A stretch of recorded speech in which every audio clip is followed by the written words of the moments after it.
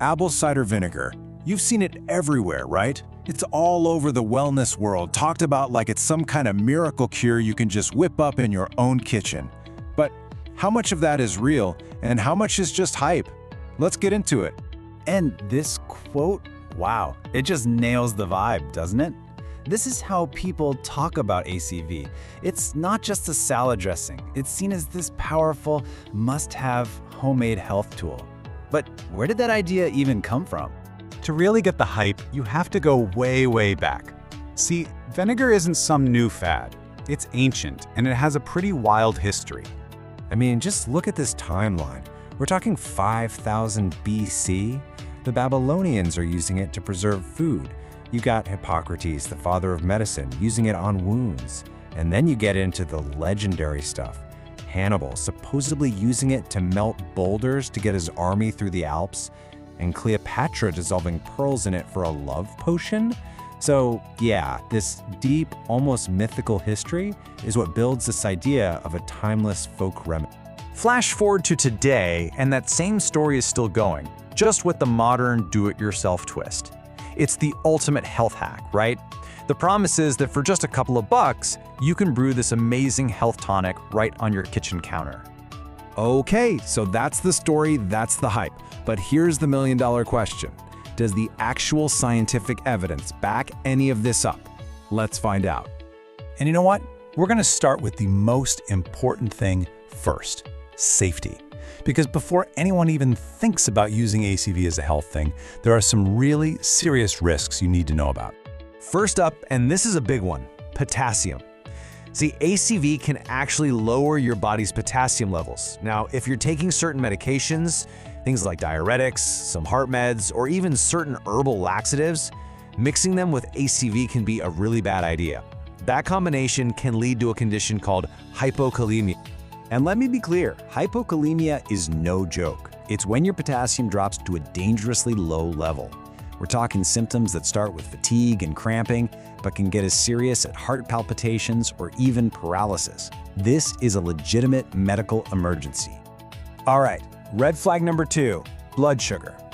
We know that ACV can lower blood sugar. So if you're already on meds for diabetes, like metformin, insulin, or even those newer ones like Ozempic, and then you add ACV on top of that, your blood sugar could totally crash. That's called hypoglycemia, and it's also really dangerous. Okay, so we've covered the big safety warnings. Now let's get into what the actual research has found. And honestly, some of this stuff is pretty surprising. It really goes against some of the most popular claims out there. Let's tackle a huge claim you see all over the internet: using ACV in baths or soaks to help with skin conditions like eczema. The idea is that it helps restore the skin's natural barrier.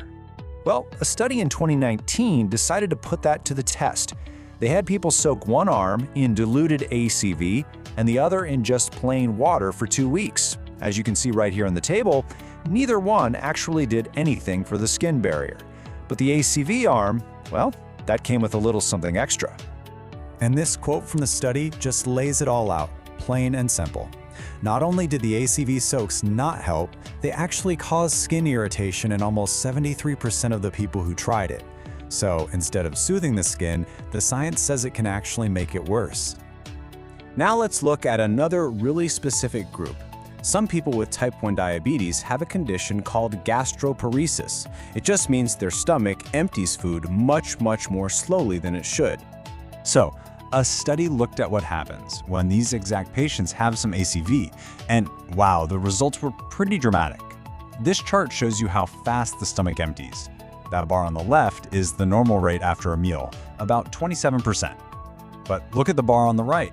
When they added ACV, that rate plummeted down to just 17%. Okay, so what's the big deal? Well, if your digestion is already slow, slowing it down even more is a huge problem. It makes trying to control your blood sugar a total guessing game, and it can make the awful symptoms of gastroparesis even worse. But okay, it's not all doom and gloom. The science isn't totally against ACV. There are a couple of areas where research shows it might actually have some real, measurable benefits. The biggest, most well-supported benefit is something called an anti-glycemic effect. Fancy term, right? All it means is that it can help reduce that big spike in blood sugar you get after eating a meal, especially one with a lot of carbs. And we're not talking about a tiny little dip here. One study, for example, found that when people had vinegar with their meal, that blood sugar spike was reduced by over 30%. That's a really significant number. And of course, the big one, weight loss. What's the deal there? Well, there is some evidence that ACV might help a little bit with modest weight loss, maybe by making you feel fuller. But, and this is a big but, scientists are all pretty clear that we need a lot more long-term research before we can say anything for sure. All right, so we've been on a bit of a journey here, from ancient history to modern hype to some serious red flags and a few bright spots. So what's the final verdict? This table just puts it all side by side, and it's so clear. The hype says it's this harmless, ancient cure-all. The reality? It's a potent substance that has real effects on your body. The hype says it soothes skin. Reality is it can cause irritation.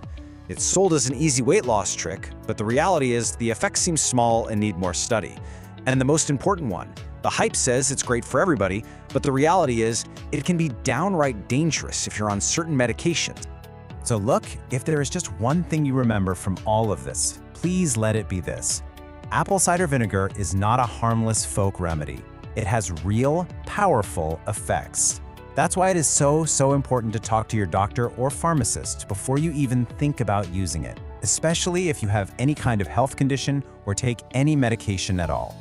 And that really leaves us with one final thought, doesn't it? ACV is just one trend. There's going to be another one next month and another one after that. So the next time you hear about a new miracle supplement or health hack, what are the questions you should be asking yourself to figure out what's real and what's just hype?